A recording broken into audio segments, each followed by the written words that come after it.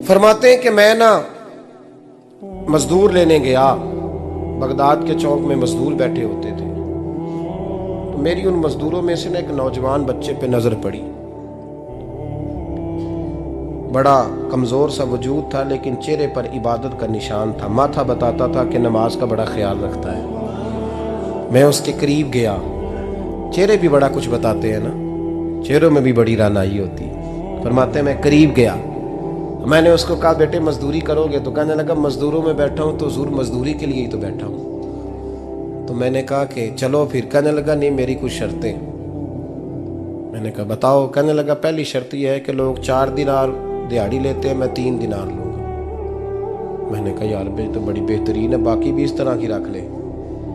उसने कहा हुजूर दूसरी शर्त यह है कि मैं आपकी मुकम्मल बात मानूंगा, लेकिन जब अजान हो जाएगी फिर आपकी नहीं सुनूंगा। तीसरी बात उसने ये की कि हुजूर मैं आपके घर में काम करूंगा पर आपके किसी सवाल का जवाब नहीं दूंगा।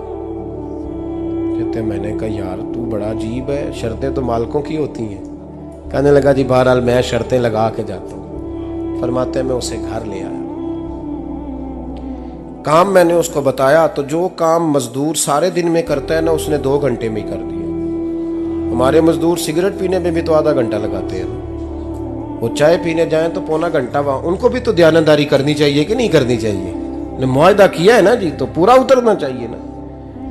कहते 2 घंटे में। अब काम जब बंदा शुरू कराता है तो काम और निकल आता है। कहते काम मैंने उसको और बता दिया, वो करने लगा। उसने मिट्टी निकाल के रखी थी बाहर रास्ते में, तो अजान हो गई जोर की। उसने वहीं कुदाल छोड़ी कही और चलने लगा। तो मेरा बेटा कहने लगा इसको जरा बराबर कर दो। कहने लगे चुप कर जा, तेरे बाप से बात हुई थी, जब अजान होती है तो मैं किसी और की नहीं सुनता, सिर्फ अल्लाह रसूल की सुनता हूँ। कहते हैं मस्जिद चला गया, नमाज पढ़ के आया तो दोपहर का वक्त था। मेरी बीबी कहने लगी इसको को खाना खा ले। कहते हमने कहा खाना खा लो, तो कहने लगा मैंने रोज़ा रखा हुआ, रमज़ान भी नहीं था, नफली रोज़ा रखा हुआ। फरमाते हैं शाम हुई, मैंने 3 दिनार दिए। तो मैंने कहा तेरा नाम क्या है? कहने लगा मैंने आपसे कहा था मैं किसी सवाल का जवाब नहीं दूंगा।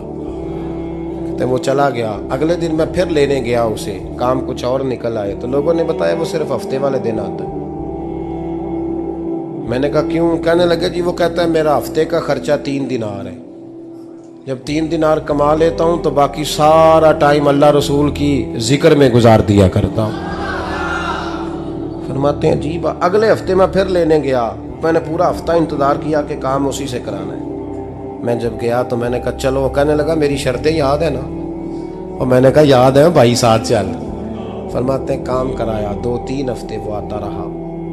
एक हफ्ते में गया तो लोगों ने कहा हुजूर आज नहीं आया। क्यों? कहने लगे बीमार हो गए। कहाँ घर है? कहने लगे बगदाद के कब्रिस्तान के पीछे जो कच्ची आबादी है उसमें रहता है।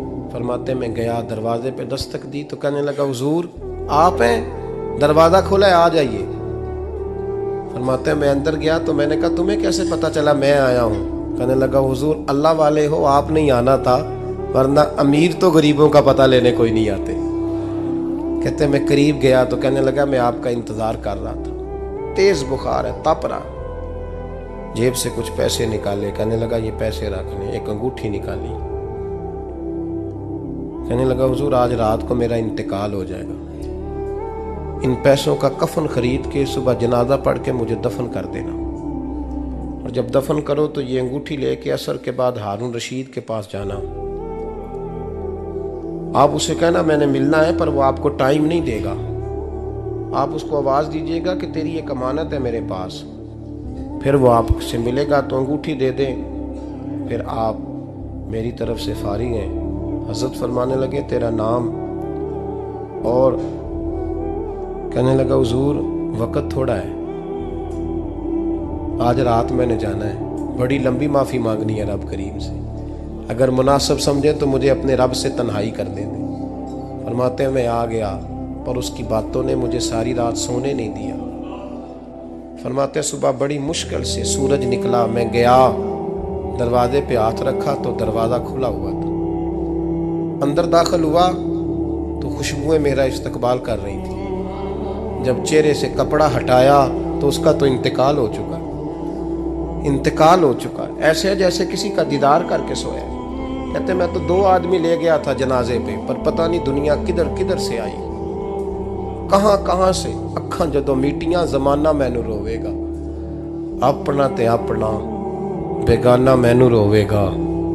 फरमाते हैं मैं तो 2 बंदे ले गया था, पर पता नहीं मखलूक कहां कहां से आई। जनाजा पड़ा, दफन किया। हारून रशीद के पास में असर के बाद गया। मैंने बुलाना चाहा पर बादशाह था, मेरी तरफ देखा ही नहीं। मैंने उसको कहा तेरी एक अमानत मेरे पास है। फरमाते हैं वो मुझे कोने पे ले गया। क्या बात है? कमरे में बुलाया, मैंने अंगूठी दी। हारून रशीद तो चीखे मारने लगा, कहने लगा अंगूठी वाला कहाँ है? मैंने कहा वो तो इंतकाल कर गया। कहने लगा मुझे कब्र पे ले चल। कहते मैं कब्र पे लाया तो वो लेट गया, तड़प के रोने लगा। मैंने कहा मेरा कलेजा फट जाएगा, ना उसने कुछ बताया ना तूने बताया, ये कौन था? तो हारून रशीद कहने लगा ये मेरा बेटा था। मैंने कहा तेरा बेटा और मजदूर? कहने लगा हुजूर ये हजरत दाऊद ताई के पास बैठा करता था, उनका मुरीद था। मुझे रोज कहता था अब्बा तूने बड़ी दुनिया इकट्ठी कर ली है, मरते वक्त तुझसे टांगे समेटी नहीं जाएंगी, इतना हिसाब नहीं तू दे सकेगा। मैं इसको समझा देता, इसकी अम्मा समझा देती। ये रोज हमें कहता छोड़ दो, आ जाओ अल्लाह रसूल की बारगाह में झुक जाएं। हम समझ। एक दिन ये चला गया, कहने लगा फिर तुम्हारा रास्ता और है और मेरा रास्ता और है। ये सोने की अंगूठी गलती से इसके पास रह गई, गलती से हीरे की अंगूठी चली गई। कहने लगा देखो मेरे बेटे ने आज वो भी वापस कर दी है।